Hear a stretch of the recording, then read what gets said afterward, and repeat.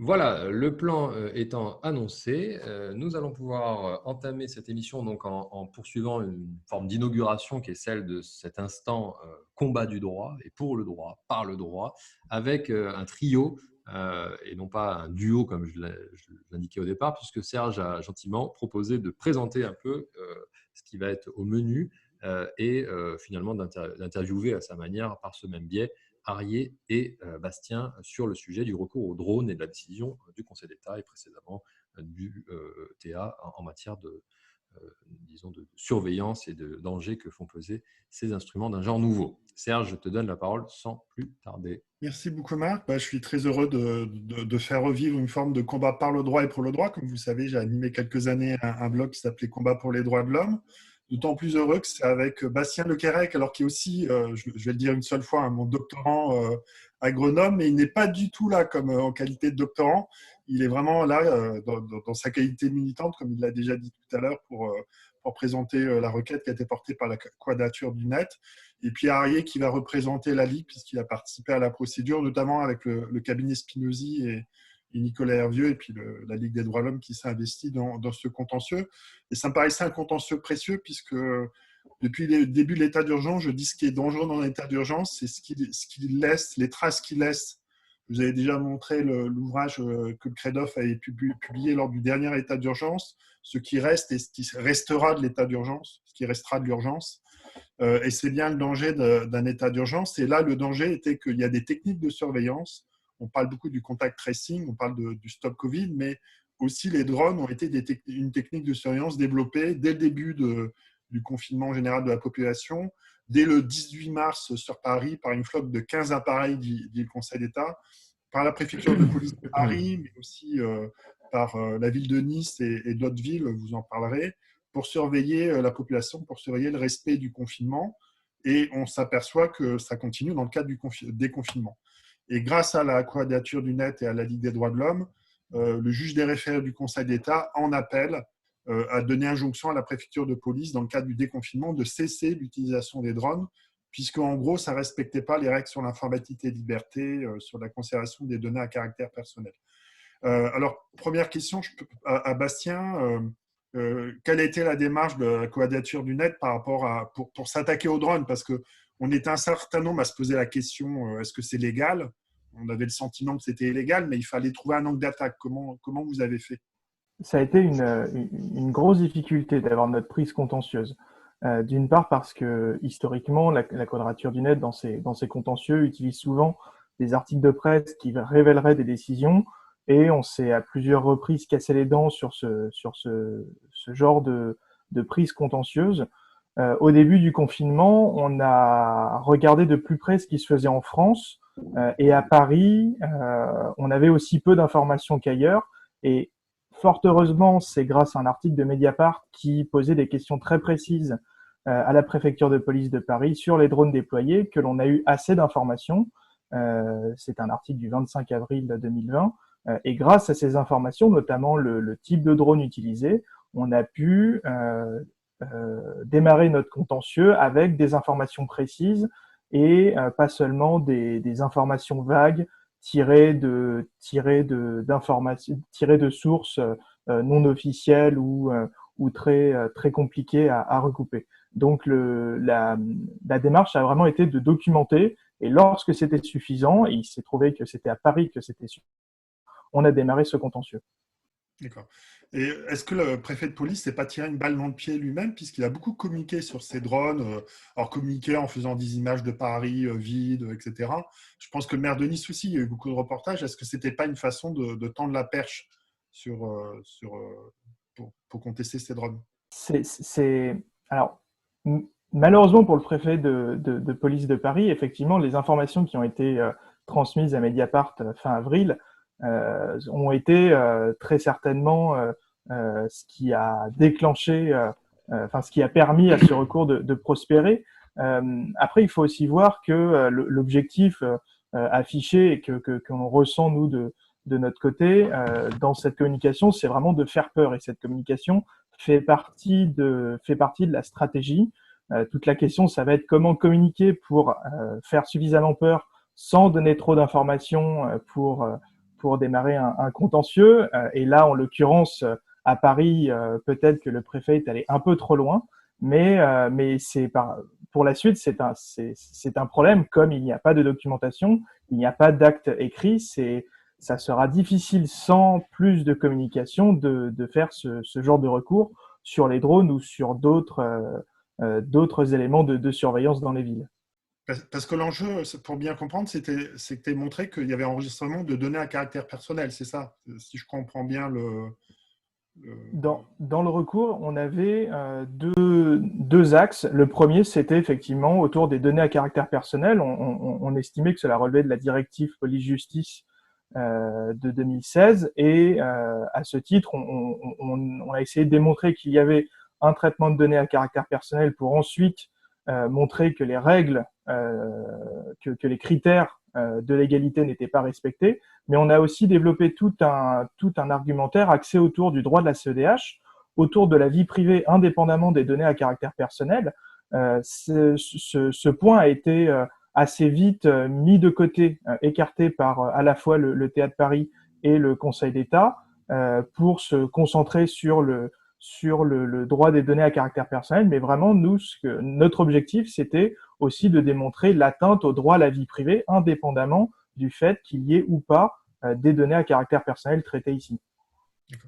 Et alors, Arié, la Ligue elle raccroche comment à ce contentieux? Parce qu'évidemment, alors je rappelle que la Ligue est dans le réseau d'alerte sur l'état d'urgence sanitaire que j'anime avec Vox Public, notamment avec Jean-Marie Fardeau, la Quadrature aussi. Mais comment la Ligue se met à... Enfin, évidemment, c'est un enjeu emblématique, mais comment...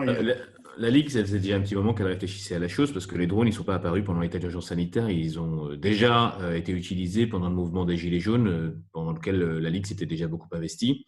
Et on commençait déjà à réfléchir aux moyens d'attaquer ce dispositif. Mais c'est vrai qu'on a été un peu dépassé par la quantité de dispositifs liberticides qui ont été développés ces derniers temps.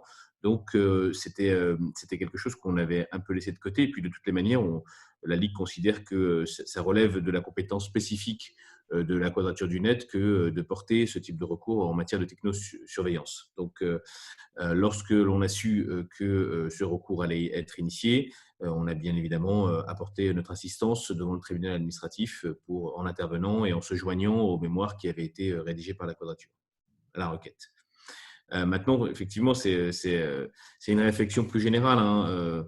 Ces drones, on y était habitué avant même qu'ils n'apparaissent dans le ciel finalement, parce qu'on a vu beaucoup de films de science-fiction, on a vu beaucoup de dystopies, on a lu beaucoup de livres qui évoquaient la possibilité qu'on puisse être surveillé du ciel. On ne se doutait pas forcément que ça puisse arriver à ce moment-là dans nos vies.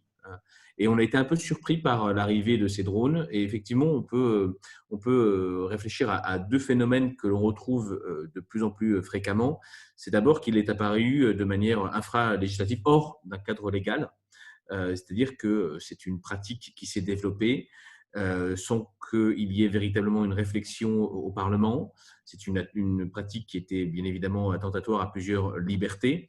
D'ailleurs, il n'y a pas que la liberté, enfin, le respect dû à la vie privée qui était atteint, ni la législation sur le traitement des données à caractère personnel, mais également, éventuellement, et c'est aussi l'une des libertés qui a été évoquée et utilisée dans le cadre du mémoire qui a été déposé par l'étude Spinozzi devant le Conseil d'État, celle de la liberté d'aller et venir, parce qu'à partir du moment où l'on se sait surveiller, on adapte finalement son comportement à la possibilité d'être surveillé et donc on restreint sa liberté d'aller et venir. C'est l'une aussi des libertés fondamentales qui a été retenue par le Conseil d'État, mais qui n'a pas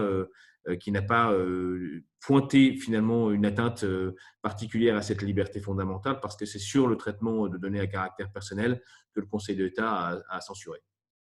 C'est d'ailleurs l'aspect regrettable. Alors, c'est important parce que pendant le confinement, c'était vraiment pour empêcher les gens de se déplacer, d'aller au-delà du kilomètre. C'était utilisé dans les bois, hein, bois de Vincennes, bois de Boulogne, ou sur certaines forêts, ou sur les plages de Nice.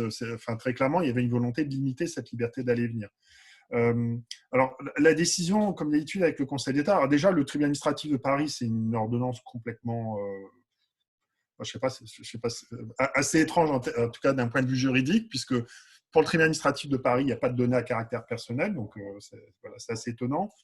Le Conseil d'État, l'ordonnance est beaucoup plus sérieuse, mais comme d'habitude, il y a toujours un effet boomerang avec les décisions du Conseil d'État.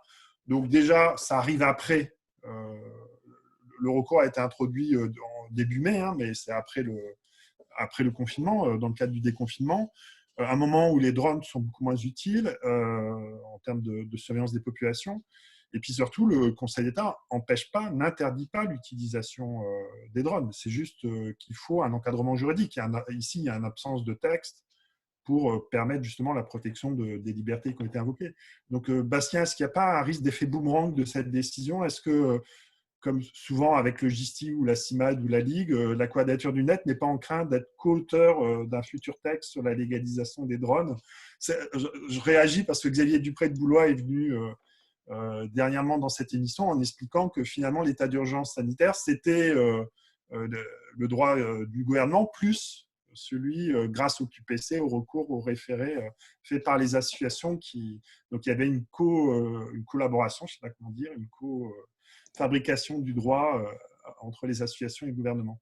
Oui, c'est assez régulier sur les sujets de la quadrature que finalement les contentieux qui sont initiés par l'association servent finalement à améliorer le droit et servent finalement aux administrations et aux législateurs. Ce que demandait la Quadrature du Net, c'était un encadrement législatif. Et le Conseil d'État, ici, a dit que sur la base de l'article 31 de la loi informatique et liberté, donc sur les traitements de données à caractère personnel pour le compte de l'État, ce serait suffisant. Donc, en ça, le Conseil d'État, en effet, ouvre la porte à un arrêté ou un décret pris après avis de la CNIL et donc facilite, balise le chemin pour un encadrement. Ensuite, il faut pas non plus oublier que cet encadrement est quand même beaucoup mieux qu'une absence d'encadrement comme c'était le cas jusqu'à présent, et que très probablement que si cet encadrement réglementaire ne sera pas suffisant, et l'avis de la CNIL sera décisif là-dessus, le combat ne sera pas terminé et on pourra éventuellement aller vers d'autres contentieux sur ce même sujet lorsque l'encadrement réglementaire sera publié. Mais j'ai envie d'une petite pique parce que j'ai l'impression que, contrairement à votre communiqué, la Quadrature, le goéland, n'a pas abattu les drones ni Adopi d'ailleurs. C'est-à-dire, oui, c'est un combat gagné, c'est un progrès du droit, mais c'est aussi une forme dans l'avenir d'encadrement et de légalisation des drones qui, une fois que le législateur va intervenir, ils vont se généraliser dans beaucoup de villes, non? Arié, tu peux peut-être réagir aussi. Moi, je ne suis pas totalement d'accord avec le défaitisme, même si on sait que ça n'est qu'un répit, hein, on le sait. Je ne suis pas totalement d'accord avec le fait qu'il n'y ait pas d'efficience véritable sur cette décision. D'abord, il faut rappeler le cadre de cette décision. C'est un référé liberté, donc la question qui était posée, c'était de savoir, dans le cadre d'une urgence, s'il y avait une atteinte manifestement illégale à une liberté fondamentale. C'est ce à quoi le Conseil d'État a répondu. Ensuite, le Conseil d'État a répondu sur les affirmations et sur une note du 14 mai dernier, d'ailleurs produite entre les deux procédures, qui consistait à dire que ces drones, d'abord, avaient une capture d'écran, une capture d'image uniquement avec un grand angle et qu'elles ne pouvaient pas, finalement, permettre de filmer spécifiquement les gens, et donc il n'y avait pas véritablement d'atteinte à leur vie privée. Donc ça, ce sont uniquement les affirmations de l'État. Finalement, quand on y réfléchit, il va falloir bien évidemment un arrêté, il va falloir une réglementation permettant d'assurer la garantie des droits fondamentaux, de la vie privée, du traitement des données à caractère personnel, éventuellement de la liberté d'aller et venir. Mais surtout, finalement, on peut se poser la question de savoir à quoi vont servir ces drones s'ils ne peuvent pas véritablement capturer les images et individualiser les personnes. Il va falloir une autre procédure, probablement au fond. C'est probablement aussi les combats à venir, à savoir un recours au fond peut-être sur ce dispositif, peut-être également un recours sur les marchés drones qui sont en cours, parce que l'État vient d'acheter un certain nombre de drones pour multiplier le processus. Et les questions qui vont se poser vont être beaucoup plus précises. Elles ne porteront pas uniquement sur l'affirmation habituelle de l'État qui consiste à dire on se contente d'utiliser un grand angle, on n'utilise plus de carte mémoire pour enregistrer les images, donc il n'y a plus véritablement de traitement de données à caractère personnel. Les questions vont être différentes et ça va compliquer beaucoup le travail de l'État pour les dispositifs drone à venir. L'idée, à mon avis, de la stratégie à venir, c'est de perturber le travail au sein de la CNIL, de perturber le travail dans les ministères en faisant des recours. Donc, je pense que le combat est un long combat. Et j'en suis convaincu et ça ira sûrement l'accord européen des droits de l'homme. Mais je pense que l'étape, là, ils ont besoin d'un décret ou d'un arrêté après avis de la CNIL. Ensuite, le combat qui va être mené, ça emmènera une loi qui va encadrer. Alors, une loi utile, parce que le problème des drones, c'est que ça peut filmer chez nous. Jean-Baptiste Perrier, dans cette émission, disait très bien, un drone permet de voir l'intérieur des domiciles sans aucune difficulté, contrairement à une caméra de surveillance. Bon. Donc, mais il y a un risque à terme d'avoir ce système-là. Moi, ma dernière question pour Bastien, c'est il y a d'autres villes qui utilisaient des drones. Je crois qu'il y avait Nice, il y avait Metz, il y en a d'autres. Qu'est-ce qui devient ? Est-ce que ça a été efficace pour que tout le monde cesse ou est-ce qu'il faut faire d'autres recours ? Parce que la tour Eiffel sonne le dong, le ding-dong. Quand on voit la tour Eiffel, il faut s'arrêter en fait. Il faut s'arrêter parce que sinon après il y a des cartons. Oui, il n'a pas encore expliqué les… Mais je suis toujours pas d'accord avec ton carton rouge. Donc je ressors mon carton rouge, l'arme du droit. Bastien, sur les suites. On a déjà appris par la presse que la ville de Nice avait suspendu son dispositif de drone. Pour l'instant, c'est le seul retour qu'on a eu. En France, on avait fait le panorama début avril de ce déploiement et ce déploiement est vraiment massif dans beaucoup de villes. Pour l'instant, on n'a que des retours sur Nice de leur arrêt. Il y a fort à parier que certaines villes n'ont pas arrêté ou arrêteront que temporairement et après on rebascule dans ce problème de manque d'information, de manque de documentation et ça joue en faveur de l'administration et des forces de police lorsqu'elles veulent déployer sans cadre leur drone. Effectivement, il va falloir déployer par exemple les observatoires des libertés publiques qui ont été mis en place avec plusieurs organisations comme le SAF, le syndicat de la Ligue des droits de l'homme et d'autres encore, pour déterminer toutes ces pratiques qui sont hors de tout cadre légal. Je voulais juste indiquer que c'est quand même quelque chose qui devient un peu trop récurrent quand on l'a vu avec les attestations de déplacement qui n'étaient pas véritablement prévues ni dans un cadre légal ni réglementaire. On parlait de documents justificatifs. Quand on a vu la prorogation automatique de la détention provisoire par une simple circulaire du ministère de la Justice, et quand on voit le déploiement d'un dispositif aussi attentatoire aux libertés que les drones sans véritable règlement, on a le sentiment que ce qui fait d'ailleurs le cœur de l'état de droit, à savoir que les actes réglementaires découlent de la loi, et en passe progressivement d'être progressivement dépassé parce qu'on a des pratiques réglementaires illégales, parce qu'on a éventuellement aussi des pratiques de communicationnel. On l'a vu avec la ville de Nice, on l'a vu avec avec la préfecture de Paris, qui consiste à essayer de tester les limites de la population pour savoir ce qu'elle est prête à accepter. C'est un combat qui est mené avec la Quadrature du Net et avec la Ligue des droits de l'homme sur d'autres technosurveillances comme la reconnaissance faciale, comme les drones et d'autres encore. Voilà, c'est un combat à mener. Merci beaucoup Arié, merci Bastien, merci à la Quadrature et à la Ligue des droits de l'homme, surtout pour avoir mené ce combat victorieux, provisoirement victorieux, mais déjà victorieux, c'est déjà beaucoup. Je rappelle que sur 200 requêtes au Conseil d'État, une centaine de jugés, il y a 8 satisfactions partielles, donc vous êtes dans les 8% de décisions favorables du Conseil d'État, c'est déjà un exploit.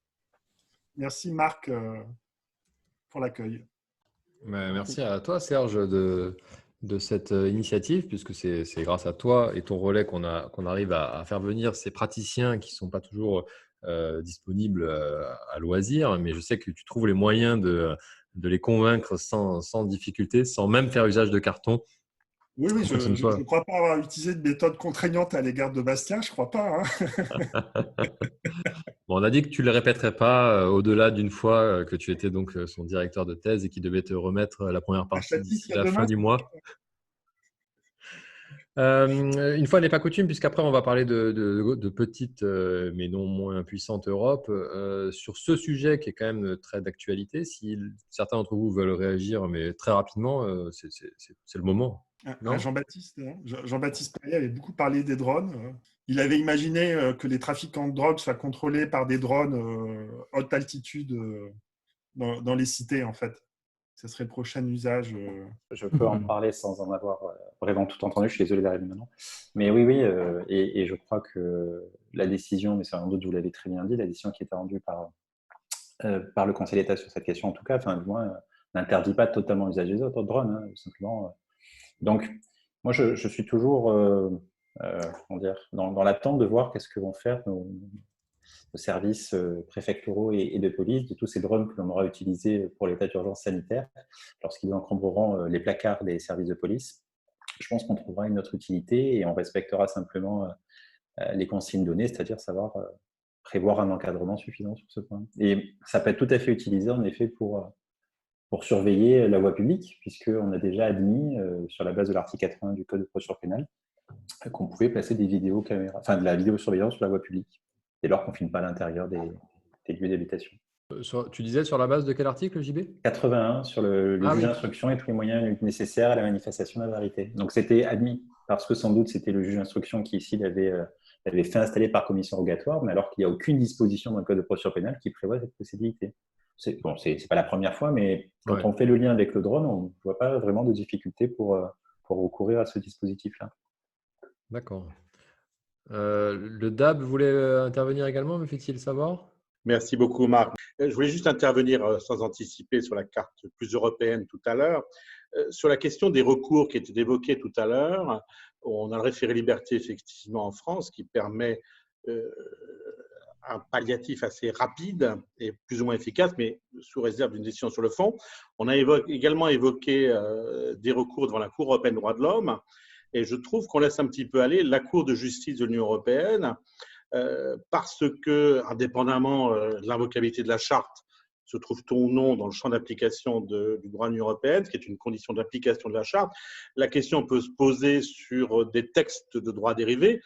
J'ai principalement à l'esprit, mais il faudrait creuser cette question, je réagis seulement à chaud, le règlement général sur la protection des données, mais également des directives qui ont été transposées, de sorte qu'on pourrait un petit peu contourner la condition de la dimension unioniste par rapport à une dimension purement interne. Dans le cadre de textes de transposition, de textes directement applicables, la Cour de justice pourrait être saisie de manière plus rapide, je crois, je ne dis pas plus efficace, mais plus rapide peut-être que la Cour européenne des droits de l'homme, indépendamment des conditions de recevabilité du recours porté à Strasbourg. C'est juste un éclairage que je voulais donner et pour me présenter, en assortissant ma présentation, de mes excuses pour cette image qui n'apparaît pas. Merci, cher Dab. Est-ce que des spécialistes qui vont ainsi voir dans ces propos une transition toute faite, Sébastien ou Francesco, avaient une éventuelle envie d'intervenir de suite sur les drones ou sur la charte, là, en l'occurrence? Oui, oui, je pense qu'effectivement, on peut réfléchir à une action sur la base du règlement général des données.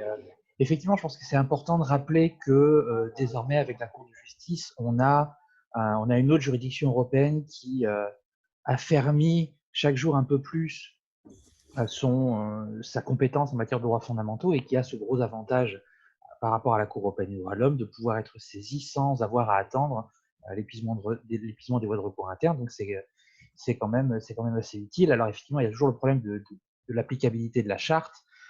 Mais effectivement, si on arrive à rattacher la situation à un texte de droit de l'Union européenne, du coup, par l'intermédiaire de ce texte, on peut faire intervenir la charte dans des conditions qui ne sont pas encore très, très, très bien clarifiées devant la Cour, dans quelle mesure l'applicabilité d'un texte de droit de l'Union européenne permet d'attraire l'applicabilité de la charte.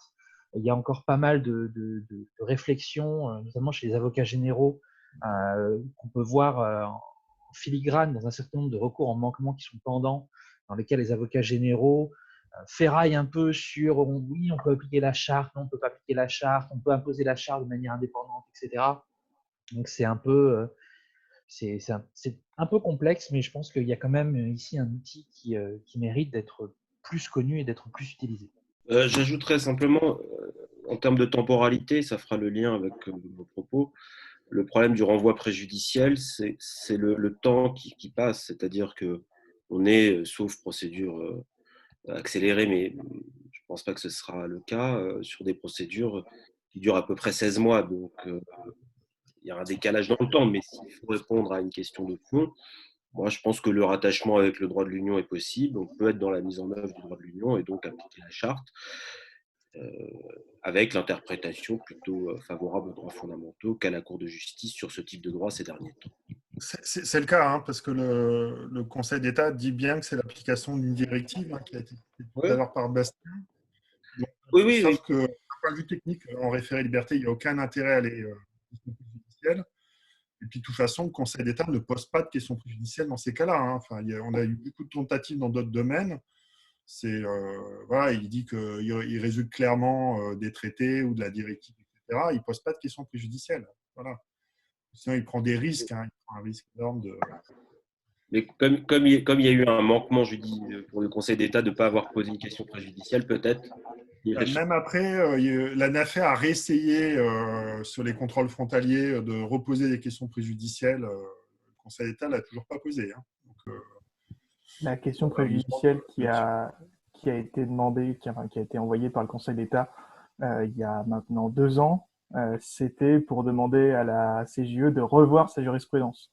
Donc, alors que la jurisprudence, c'était avec Télé2 et en matière de renseignement, et où la Quadrature du Net avait un contentieux qui durait depuis des années, et le Conseil d'État finalement a demandé à la CJE de revoir sa jurisprudence Télé2 qui pourtant avait été confirmée et semblait claire pour tout le monde. Donc il y a aussi un risque à jouer dans ce domaine-là. Certains disent que le Conseil d'État pose des questions quand on connaît déjà la réponse. Ouais. Les mauvaises langues. C'est vrai. C'est pas moi, hein, c'est pas de moi. Mais tu vas nous parler de la Cour constitutionnelle qui, elle, pose des questions en imposant la réponse. Oui, en changeant la réponse. Ça, c'est la force du droit constitutionnel. C'est bon pour tout le monde ou est-ce qu'il y a un dernier mot à ajouter? Si tu me permets, Marc, j'aimerais ajouter 2-3 points. Très bref, hein? Très bref, oui, je m'y suis engagé, comme on l'a relevé tout à l'heure. Le Conseil d'État s'est fait taper sur les doigts parce qu'il ne saisissait pas la Cour de justice il n'y a pas longtemps.